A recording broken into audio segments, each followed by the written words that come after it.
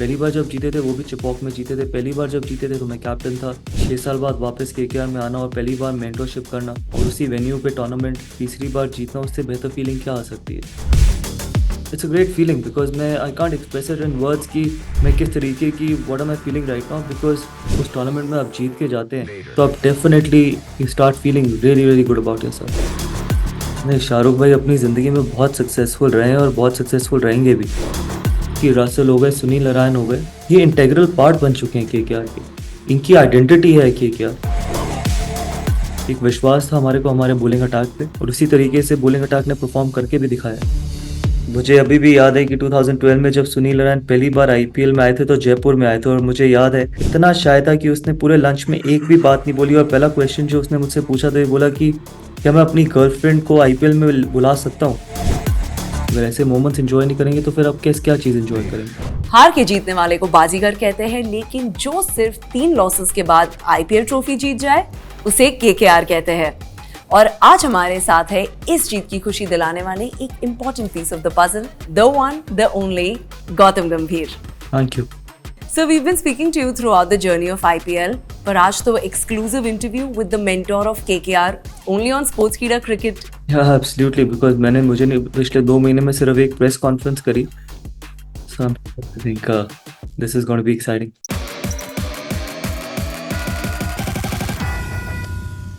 चलिए sir, match tickets नहीं तो एक्सक्लूसिव इंटरव्यू ही सही। बिल्कुल, बड़ा वोंट डिसअपॉइंट यू। आपको पक्का किसी ना किसी बहुत इंपॉर्टेंट मैच के I'll get you tickets. Thank you so much sir. देखिए सर, बटर तो हमने आपको काफी लगा दिया, but it's not every day that you get to talk to a champ right after winning the trophy. So Gautam sir, how is the josh? It's very, how do I think it's a great feeling because I can't express it in words कि मैं किस तरीके की what am I feeling right now, because whether I can call it relieved, mission accomplished, I don't know, whatever you guys want to think, because जब आप 2 महीने पहले घर से निकलते हैं आईपीएल के लिए तो आप ये सोचते हैं कि पहले प्लेऑफ में पहुंचना है। जब आप प्लेऑफ के पास होते हैं तो आप सोचते हैं कि टॉप 2 में पहुंचना है। जब आप टॉप 2 में ख़त्म करते हैं तो आप सोचते हैं कि अब आईपीएल के फाइनल में पहुंचना है। फिर आप आईपीएल के फाइनल में पहुंचने के बाद आप कहते हैं आईपीएल जीतना है। तो हर स्टेप पे देयर हैज़ बिन चैलेंजेस, हर स्टेप पे there has been excitement, nervousness. तो आई फील दैट आज when I am sitting at home, मुझे लगता है कि I think that I am a very happy man right now, because IPL एक ऐसी लीग है जहाँ पर कोई भी टीम को आप लाइटली ले नहीं सकते। And it's such a high intensity tournament कि जब उस टूर्नामेंट में आप जीत के जाते हैं तो आप definitely you start feeling really really good about yourself. So over the course of IPL आपने हमें बताया है the importance of a happy dressing room, और ये हैप्पी ड्रेसिंग रूम अब बन गया है ट्रॉफी विनिंग ड्रेसिंग रूम। देखिए, आप भी आज इसलिए कह रहे हैं क्योंकि हम तीसरी बार जीते हैं, लेकिन अगर आप मुझसे पूछेंगे I think we are still 2 trophies away from Mumbai Indians and CSK. तो बिल्कुल खुश हूँ, आज कंटेंट भी हूँ, लेकिन अगेन आई थिंक वो जो हंगर है कि आप अभी भी आईपीएल की सबसे सक्सेसफुल फ्रेंचाइज या सबसे सक्सेसफुल टीम नहीं बने, वो बनने के लिए आपको 3 बार और जीतना पड़ेगा और 3 बार जीतने के लिए आपको बहुत मेहनत करनी पड़ेगी। तो मेरा मानना है कि अगला मिशन वही है कि अगर हम आईपीएल को केकेआर को आईपीएल की सबसे सक्सेसफुल टीम बना सकें तो इससे बेहतर कोई भी फीलिंग नहीं होगी, लेकिन उसके लिए जर्नी अभी शुरू हुई है। सो ये तो आपने बता दिया कि आप हैप्पी है, रिलैक्स्ड है, बट जितना हम आपको जानते हैं you are already focused on what's next, right?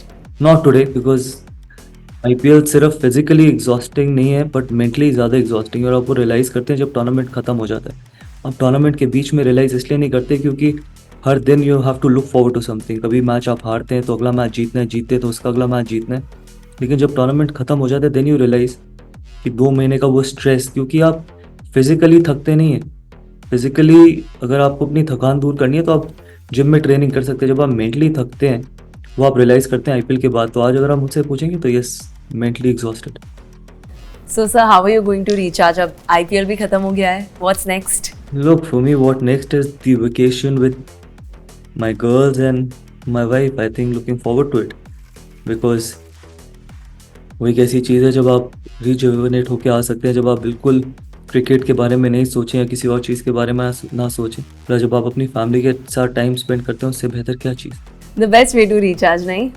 100%, specially जब आप इतने हाई इंटेंसिटी टूर्नामेंट के बाद जाते हैं और प्लस जब आप जीत के जाते हैं तो उससे बेहतर क्या फीलिंग हो सकती है। So as fans, though we know how it feels, but sir, how was the feeling when Venkatesh Iyer hit those winning runs?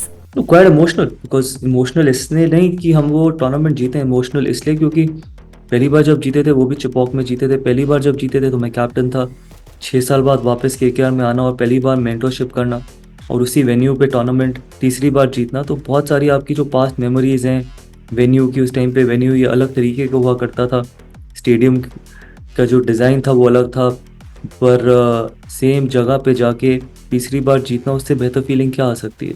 तो इमोशंस होते हैं, नॉर्मली मैं ज़्यादा इमोशन दिखाना चाहता नहीं था, बट हाँ बहुत ऐसी फीलिंग थी क्योंकि आप केकेआर वापस आए थे 6 साल बाद।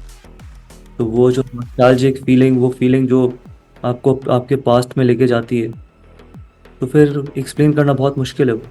सर आप लोग 2.5 महीने से ज़्यादा साथ रहे हैं और एक विजन पर भी फोकस्ड रहे हैं, एंड ऑफ कोर्स कल के जीत के बाद लाइक यू सेड सर आप बहुत इमोशनल थे, but it must have just felt surreal and beautiful, right? या एब्सोल्युटली, और इसमें कोई दो राय नहीं है क्योंकि 2 महीने आप इतने अप्स एंड डाउन्स के साथ जाते हैं कि थ्रू निकलते हैं, अच्छी मेमोरीज भी होती हैं, ख़राब मेमोरीज भी होती हैं, कई मैचेस आप जीते हुए हारते हैं, कई मैचेस आप हारे हुए जीतते हैं। तो जब आप अल्टीमेटली जो आपका गोल होता है, जो आपने 2.5 महीने पहले एक सेट किया होता है, जब वो आप अचीव करते हैं तो ज़रूर अब वो फीलिंग जो है, वो फीलिंग बहुत मुश्किल है किसी को भी बतानी, लेकिन वो जो इतनी मिशन अकम्पलिश्ड वाली फीलिंग है, जब आपने जो मेहनत करी होती है, सच्चाई से पसीना बहाया होता है, जब उसके आपको फ्रूट्स मिलते हैं और उसके फ्रूट्स इतने ज़्यादा स्वीट होते हैं, जब आप वो ट्रॉफ़ी उठाते हो तो वो सारा अपना हार्ड वर्क, वो सारी मेहनत आप उस टाइम के लिए करते हो। तो इसलिए मुझे विश्वास है कि सब बहुत बहुत खुश होंगे, जितने भी प्लेयर्स, सपोर्ट स्टाफ सब इन्वॉल्व थे। आई एम श्योर कि they would be feeling absolutely on top of the world. Coming back home sir, team 2014 से जीती नहीं थी और फिर इस डोमिनेटिंग फैशन में जीत, हमें भी बताइए how are the celebrations? Celebrations like any other celebration, लेकिन जो लास्ट गेट टुगेदर होता है वो हमेशा इमोशनल गेट टुगेदर होता है, बिकॉज आईपीएल एक ऐसा टूर्नामेंट है, स्पेशली जब अगले साल बड़ी ऑक्शन आने वाली है, कई खिलाड़ी जो आप नहीं रिटेन कर पाएंगे, जो किसी और फ्रेंचाइज में जाएंगे, शायद कभी केकेआर के लिए वापस ना खेलें, उनके साथ आपने टूर्नामेंट जीता, उनके साथ आपने इतनी अच्छी मेमोरीज बताई हैं। आप हमेशा चाहते हैं जब आप टूर्नामेंट जीतें कि जो ये टीम है, यही पूरी टीम एग्जैक्टली यही रहे, लेकिन ऐसा पॉसिबल नहीं है। एटलीस्ट नेक्स्ट ईयर में जब बड़ी ऑक्शन होगी तो इमोशनल भी होते हैं, शायद उन खिलाड़ियों के अगेंस्ट खेलना पड़ेगा अगले साल, लेकिन अगेन उस टाइम पे आप सिर्फ ये सोचते हैं कि जो पल आपने इतनी मेहनत के बाद अचीव करें, उसको अगर आप इन्जॉय नहीं करेंगे तो शायद फिर ज़िंदगी में आप ऐसे मोमेंट्स बहुत मुश्किल से आते हैं। अगर ऐसे मोमेंट्स इन्जॉय नहीं करेंगे तो फिर आप क्या चीज़ इन्जॉय करेंगे। So but as fans how do you enjoy, how do you celebrate this? हमें तो ये सब नहीं पता है, तो आप ही थोड़ा और बता दीजिए। How did we celebrate? Obviously get together, और गेट टुगेदर नॉर्मली हमारा हर मैच के बाद होता था, लेकिन कल का जो गेट टुगेदर था वो बहुत अलग गेट टुगेदर था, बिकॉज जैसे मैंने आपको बोला कि जब आप टूर्नामेंट में जो एक टारगेट होता है, एक मिशन होता है, वो अचीव करके जाते हैं, that feeling of being happy, satisfied, emotional, सारे फीलिंग्स हैं, सारे इमोशंस हैं जो आपने 2 महीने स्ट्रगल करी है, जो आपने 2 महीने एक दूसरे की स्ट्रगल देखी है, हार्डशिप देखी है, अच्छा टाइम देखा है, ख़राब टाइम देखा है, फ्रस्ट्रेशंस देखी है, एंगर देखी है, सारे इमोशंस आपको सिर्फ वो ड्रेसिंग रूम में मिलते हैं, आपको कहीं और नहीं मिलेंगे वो। तो इसलिए मेरा मानना है कि जो लास्ट गेट टुगेदर होता है वो बहुत स्पेशल भी होता है और बहुत इमोशनल भी होता है। सर आप मिक्स्ड इमोशंस की बात करें तो आपको 2012 फिर से याद आ गया होगा। सेम मैदान था जब आपकी कप्तानी में पहली बार केकेआर ने ट्रॉफी उठाई थी, and now as a mentor sir, emotions अलग है थोड़े? बहुत मुश्किल है कहना कि इमोशंस अलग है, क्योंकि टूर्नामेंट जीतना अल्टीमेटली मकसद है, लेकिन उस टाइम पे आप कैप्टन थे, खुद खेलते थे, तो इसलिए उस टाइम के इमोशंस ये थे कि पहली बार हम 2012 में जब जीते थे, तो मेरा हमेशा मानना रहता है कि कंपेयर करना बहुत मुश्किल है, लेकिन पहली बार कोई भी चीज़ जीती जाती है तो उसकी अपनी पोजीशन एक अलग जगह होती है, क्योंकि जब तक आपने किया नहीं होता तब तक आप तक ये रियलाइज़ नहीं करते कि ये कितनी बड़ी चीज़ है। जब आप एक बार ये कर लेते हैं, जैसे कहा जाता है कि बच्चे के लिए सबसे मुश्किल स्टेप पहला स्टेप होता है, तो किसी भी टीम के लिए पहली बार कोई भी ट्रॉफी जीतना मुश्किल होता है, उसके बाद उनको पता चल जाता है कि क्या आपको चाहिए बड़े मैचेस खेलने के लिए। तो इसलिए 2012 की बहुत अलग फीलिंग थी क्योंकि मैं एज अ कैप्टन पहली बार जीता था।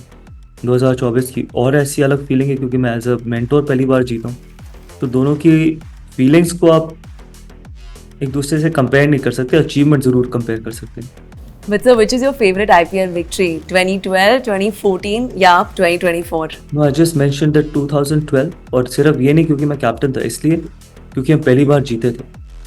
और जैसे मैंने आपको बोला, जब आप पहली बार जीतते हैं तो आपको वो आदत हो जाती है कि आईपीएल फाइनल में किस तरीके की क्रिकेट खेलनी है आपको दूसरी बार जीतने के लिए। जब तक आप जीतते नहीं हैं तब तक आपको हमेशा लगता है कि क्या हम जीत पाएंगे, क्या हम नहीं जीत पाएंगे। लेकिन अगर आप एक बार ये जीत जाते हैं फिर आपको ये लगता है कि हम ये ट्रॉफी जीत चुके हैं और आगे भी जीतेंगे। तो इसलिए 2012 क्योंकि पहली बार जीता गया था। एंड सर विद सम अलग लेवल का कॉन्फिडेंस भी ना आपके अंदर उसकी जस्ट बाद। जी हाँ, बिल्कुल। क्योंकि फिर आप रियलाइज़ करते हैं कि आपने कितनी बड़ी चीज़ अचीव करी है।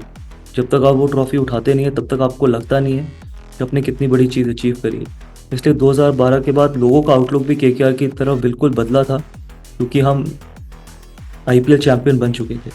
सर कल के फाइनल्स का मैच का स्टार्ट तो काफ़ी थ्रिलिंग था। स्टार्क की वो बॉल और फिर नेक्स्ट ओवर में हेड भी आउट, ये तो एक ड्रीम स्टार्ट था। और इसके बाद टीम ने कंप्लीटली डोमिनेट किया एसआरएच को। But sir how is the feeling in the camp?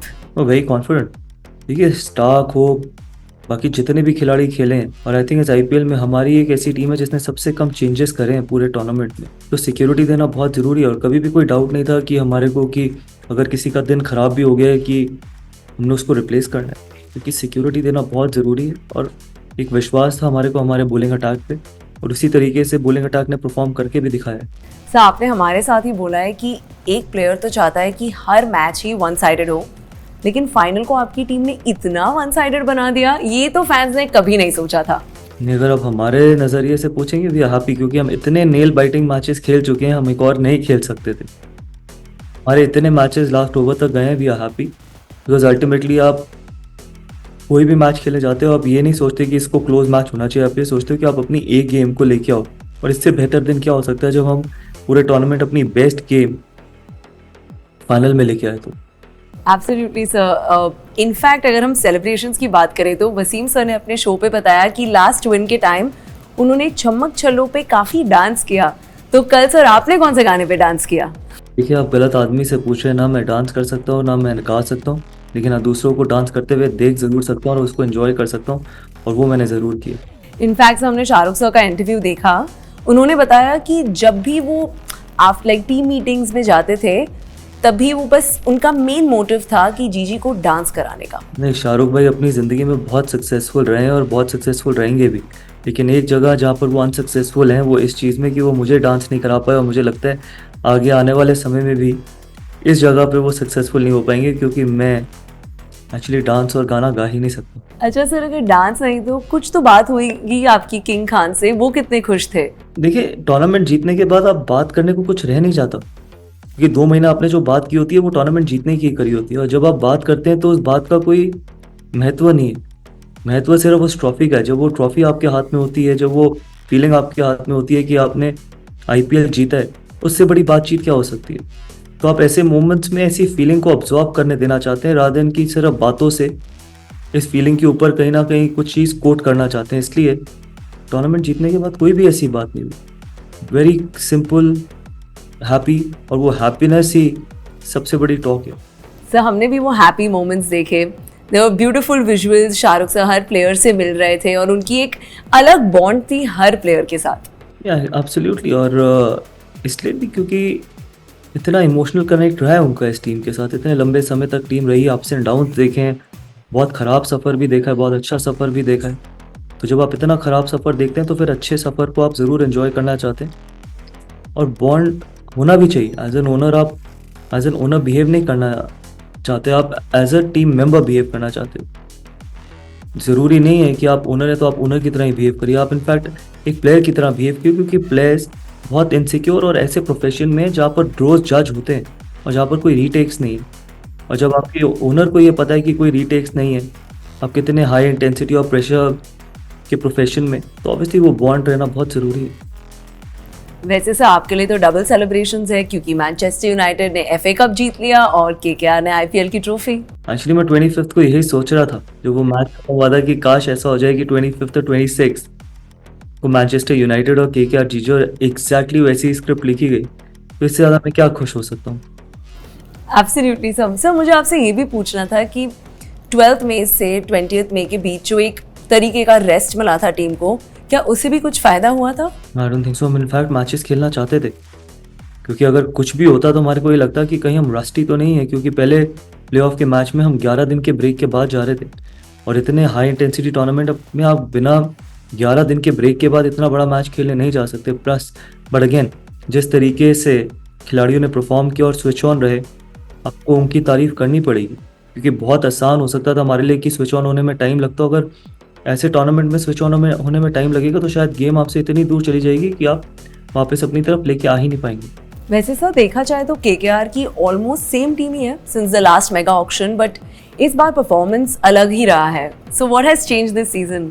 Just security. अब मैं अगर एक चीज़ पे पिन पॉइंट नहीं कर सकता, एनवायरनमेंट, सिक्योरिटी, फेयरलेसनेस, करेज, क्योंकि मैंने पहले भी एक बात बोली है कि बड़े टूर्नामेंट सबसे टैलेंटेड टीम नहीं जीतती, बड़े टूर्नामेंट सबसे करेजियस टीम जीतती है, जो फेयरलेस क्रिकेट खेलने के लिए रेडी है, जो रिस्क लेने के लिए रेडी है, जो चांसेस लेने के लिए रेडी है, जिसको हार का डर नहीं है। और केकेआर ने उसी तरीके की क्रिकेट खेल के दिखाया भी है। सर चेंज की बात है तो बात करते हैं एक चैंपियन खिलाड़ी की who was picked this season by champion mentor in the auction, Mitchell Starc. Sir to be honest, जो विश्वास आपने और टीम मैनेजमेंट ने स्टार्क पर दिखाया है उसका फल तो मिला है प्लेऑफ्स में।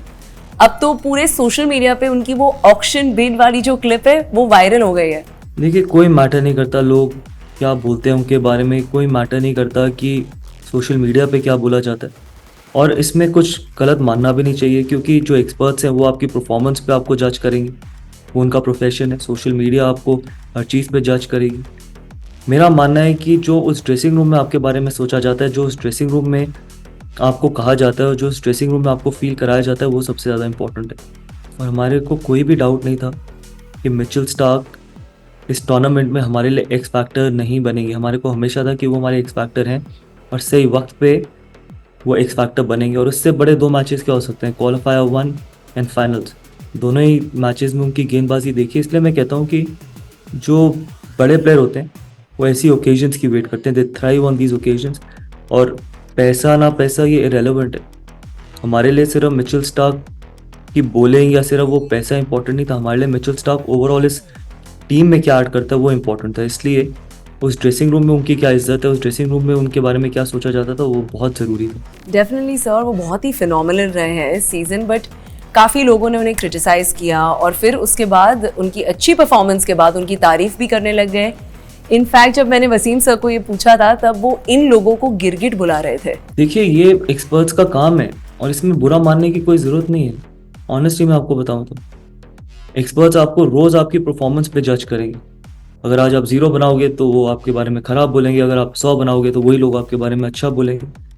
तो इसलिए मैं बार बार यही कहना चाहता हूँ कि एक्सपर्ट्स क्या कहते हैं, सोशल मीडिया में क्या कहा जाता है, क्राउड क्या कहता है, जो उस ड्रेसिंग रूम में लोग आपको क्या कहते हैं और आपके बारे में क्या सोचते हैं, सिर्फ उसके बारे में सोचना ज़रूरी है। और बाकी जो लोगों का काम है वो लोग करेंगे।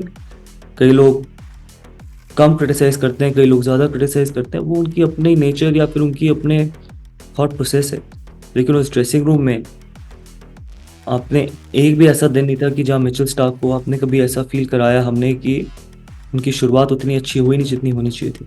इनफैक्ट हम जब स्टार्क की बात करें तो जिस तरह से अभिषेक शर्मा को आउट किया पहले ओवर में, उफ, सब ball of the tournament, right? यानी you expect a bowler of this quality to bowl this kind of a delivery. और इससे बड़े मैच में क्या हो सकता था कि आईपीएल फाइनल में, वो भी आईपीएल फाइनल का पहला ओवर। तो तभी मैं कहता हूँ कि आप जब ऐसे खिलाड़ियों को लेके आते हैं तो वो उस वक्त पे परफॉर्म करते हैं जिस वक्त पे आपको सबसे ज़्यादा ज़रूरत होती है। और केकेआर को उस वक्त पे, चाहे वो फाइनल हो या क्वालिफायर हो, मिचेल स्टार्क की बहुत ज़रूरत थी and he put his hand up and he delivered. So Wasim sir ने इस डिलीवरी को अनप्लेएबल बोला है। देखिए, कहीं ना कहीं ठीक बोला है, क्योंकि अनप्लेएबल डिलीवरी मुझे पता नहीं मैं कहूँ ना कहूँ, क्योंकि हमारे को ये सिखाया जाता था कि अनप्लेएबल कोई भी डिलीवरी नहीं होती, लेकिन वेरी क्लोज टू अनप्लेएबल। जिस तरीके से pace, swing, top of stump, जो एक fast bowling coach fast bowler को कहता है हिटिंग टॉप ऑफ स्टंप, वो सारी चीज़ें थी इस डिलीवरी में। और इतनी जल्दी जब बैट्समैन सेट ना हो तो ऐसी डिलीवरी को खेलना बहुत मुश्किल है। सो ये जो पूरी मेंटालिटी थी टीम की, how do you build that kind of mentality? As simple as it can get. अगर आप हंग्री नहीं हैं अपनी टीम को जिताने के लिए, अगर आप हंग्री नहीं हैं अपने फैंस को अच्छा फील कराने के लिए, अगर आप हंग्री नहीं है वो जर्सी पहन के जिसने आपको अपॉर्चुनिटी दी आपके टैलेंट को दिखाने के लिए, तो फिर आपका कोई राइट नहीं है उस ड्रेसिंग रूम में बैठने का। तो इसलिए मेंटालिटी बड़ी सिंपल थी कि let's go out there and be courageous and fearless. क्योंकि जैसे मैंने आपको पहले बोला कि सबसे टैलेंटेड टीम ना कभी जीती है ना कभी जीतेगी बड़े टूर्नामेंट्स। सबसे करेजियस टीम जो बड़े मोमेंट्स पे रिस्क लेना जानती है, जो फेयरलेस तरीके से खेलना जानती है, वो टीम्स को हमेशा एडवांटेज होगा as compare to all the other talented teams. लेकिन सर हर खिलाड़ी के लिए नॉकआउट्स में परफॉर्म करना आसान नहीं होता, so is courage and hunger the difference? I think courage is definitely a difference because बड़ा मैच बनाता कौन है? बड़े मैच तो मीडिया, आप अपने दिमाग में बनाते हैं, सोशल मीडिया ब्रॉडकास्टर ये बनाते हैं, अपने दिमाग में आप बनाते हैं। बॉल और बैट को तो पता नहीं कि बड़ा या छोटा मैच है, बॉल और बैट ने तो वैसे ही बिहेव करना जैसे वो हमेशा करते आए। तो इसलिए जब आप ये सारी आउटसाइड नॉइजेस को शट करते हैं तब आप बेस्ट जोन में होते हैं जहाँ पर आप परफॉर्म कर सकें। वैसे sir something that Wasim sir told us कि रसल और नारायण को आप ही लेकर आए थे टीम में। Russell for obviously the all round aspect, he can bowl at 140 kilometres per hour, pinch hitter of course, and Narine की स्टोरी तो हम सबको पता है। देखिए, मैं लेके आया था नहीं लेके आया था वो अब रेलेवेंट नहीं है। जब वो आए और उसके बाद उन्होंने क्या किया वो रेलेवेंट है, क्योंकि एक कप्तान का काम है अच्छे खिलाड़ियों को लेके आना। लेकिन बहुत ऐसे अच्छे खिलाड़ी हैं जिन्होंने इस तरीके का डिलीवर नहीं किया फ्रेंचाइज के लिए। इसलिए मैं कहता हूँ कि रसल हो गए, सुनील नारायण हो गए, ये इंटेग्रल पार्ट बन चुके हैं केकेआर के। इनकी आइडेंटिटी है केकेआर, इनकी आइडेंटिटी बन चुकी है। तो इसलिए मेरा मानना है इनके इमोशंस हैं केकेआर के साथ, केकेआर के इमोशंस हैं इनके साथ, जो 12-13 साल टीम के साथ रहे। तो इसलिए उनके पास क्वालिटी थी, इसलिए इतने लंबे समय तक केकेआर के साथ रहे हैं। तो मेरा मानना है इस तरीके के क्वालिटी खिलाड़ी बहुत कम फ्रेंचाइजेस को मिलते हैं, जब मिलें उनको संभाल के रखना बहुत ज़रूरी है। आंद्रे रसल ट्रम्प कार्ड साबित हुए केकेआर के लिए, 3 विकेट्स, और जैसा कि आपने बोला था he is the biggest match winner for KKR, right? कोई डाउट ही नहीं है। और ऐसा नहीं है कि इस बारी के year after year, game after game, सबसे ज़्यादा जब ज़रूरत थी किसी सिचुएशन में गेम को टर्न अराउंड करने की, तो आंद्रे रसल की तरफ बॉल फेंकी जाती थी या उनको बैटिंग पे उतारा जाता था।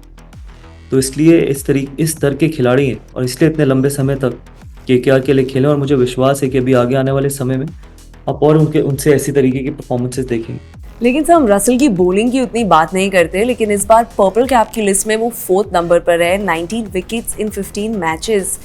इनफैक्ट सर जिस तरह से श्रेयस अय्यर ने रसल को यूटिलाइज किया एज अ बॉलर, उसकी भी तारीफ होनी चाहिए, राइट? एब्सोल्युटली। और कितनी ऐसी टीम्स हैं जिनके पास 6 ऐसा गेंदबाज है जिन्होंने 17-18 विकेट लिए। अगर आपका छठा गेंदबाज 17 विकेट लेता है और वो भी इंपॉर्टेंट क्रूशल विकेट्स, तो आप हमेशा एक अच्छी पोजीशन में होते हैं। इसे जितनी तारीफ की जाए आंद्रे रसल की उतनी कम, जितना उनके बारे में बोला जाए उतना कम। और जिस तरीके से श्रेयस ने आंद्रे रसल को बॉलिंग में रिस्पॉन्सिबिलिटी दी है, श्रेयस की भी बहुत तारीफ की जाना बहुत ज़रूरी है। और सर बैटिंग में भी रसल की पहली मैच में एसआरएच के अगेंस्ट जो वो नॉक थी, that was epic. I think 64 not out of 25।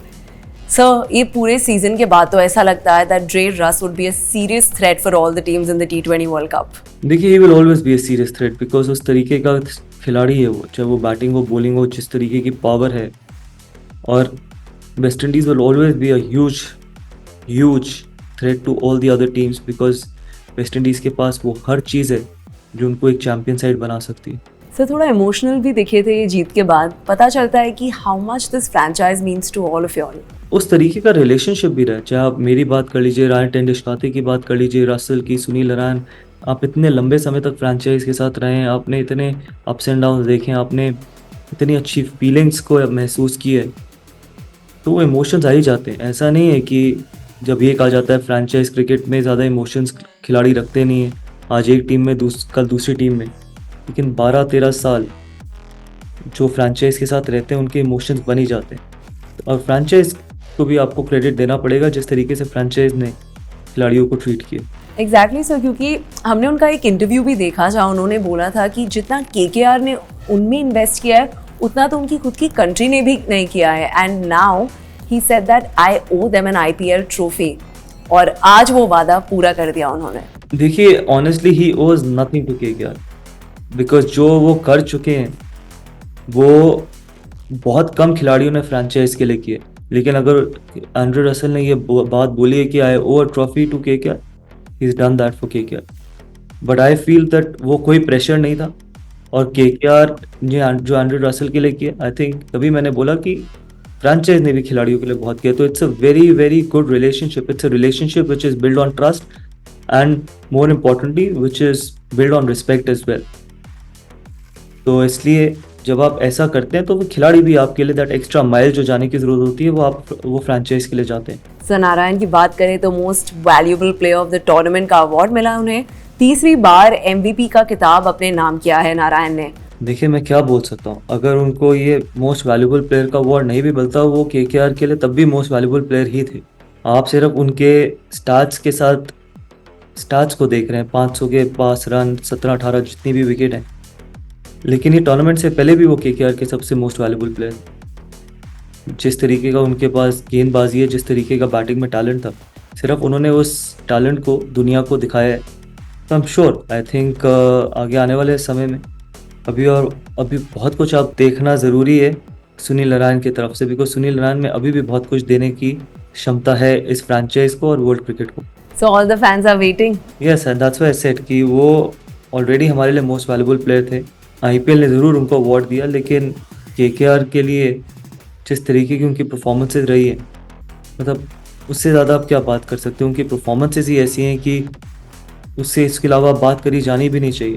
But I am sure जितनी मेहनत इस बारी करी है, चाहे वो बैटिंग हो बॉलिंग हो, क्योंकि लोग सिर्फ रिजल्ट्स देखते हैं, हमने वो मेहनत देखी है प्रैक्टिस में। तो जब आप मेहनत करते हैं तो उसके रिजल्ट्स भी ऐसे ही होते हैं। वैसे सर मुझे आपसे पूछना था कि आपकी बैक कैसी है? कल तो आपने इतने प्लेयर्स को गले मिलकर उठाया and then they did the same to you. नहीं, इनफैक्ट मैं वैसे बहुत ज़्यादा प्लेयर्स को आज तक कभी उठाया नहीं है और ना कभी किसी ज़्यादा प्लेयर्स ने मुझे उठाया। बट कल बहुत अलग इमोशंस थे।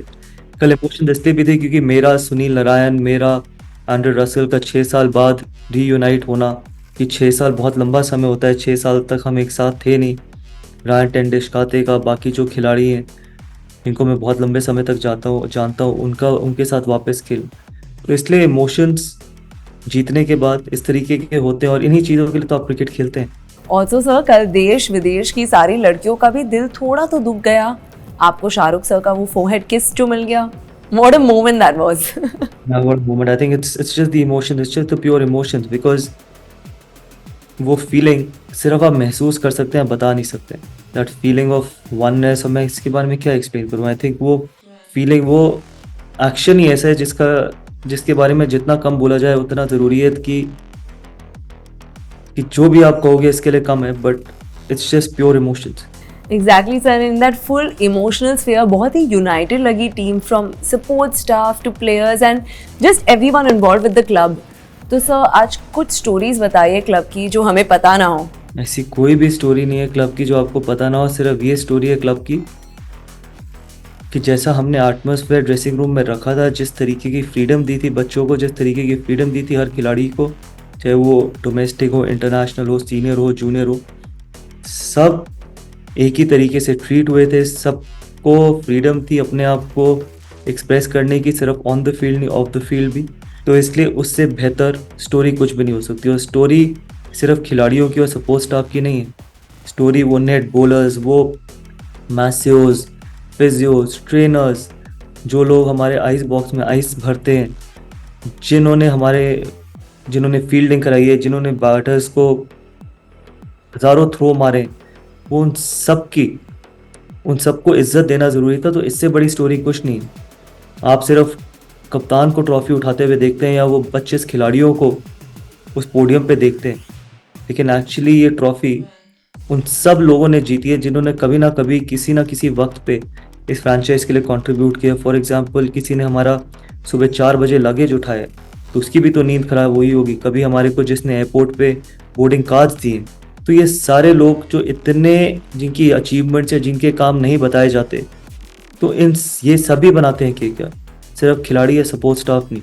तो इसलिए मेरा मानना है कि ये इन सब की अचीवमेंट है, इन सब का हार्डवर्क है। क्योंकि जब आप वो ट्रॉफी अपने हाथ में देखते हैं ना, तो आपको वो 2.5 महीने के सारा जो हार्डवर्क है ना, आपको लगता है कि ये वर्थ था। और जब वो इज्जत दी जाए, तो इसलिए KKR की एक ही स्टोरी है कि इज्जत देना ज़रूरी है और इंसान को अप्रिशिएट करना ज़रूरी है, और हर तरीके के इंसान को अप्रिशिएट करना ज़रूरी है।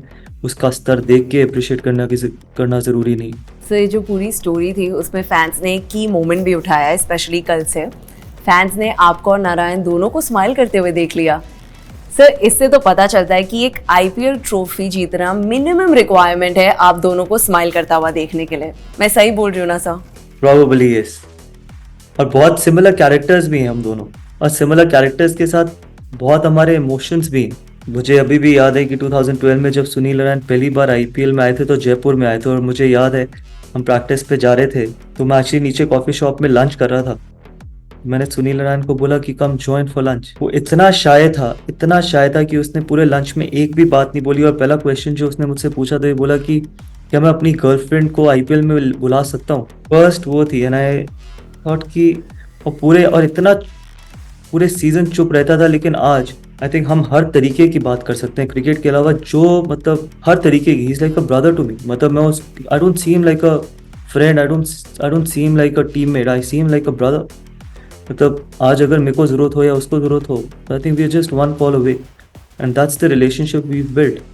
और तभी मैं कहता हूँ कि बहुत सिमिलर कैरेक्टर्स भी, मतलब बहुत ज़्यादा एक्साइट नहीं होते, बहुत ज़्यादा इमोशन शो नहीं करते, बहुत ज़्यादा फ्लैम्बॉयंट नहीं है, do the job come back. तो इसलिए बट एक रिस्पेक्ट बहुत ज़रूरी है हर रिलेशनशिप में, और वो रिस्पेक्ट एक दूसरे की नज़र में हमेशा है और हमेशा रहेगी भी।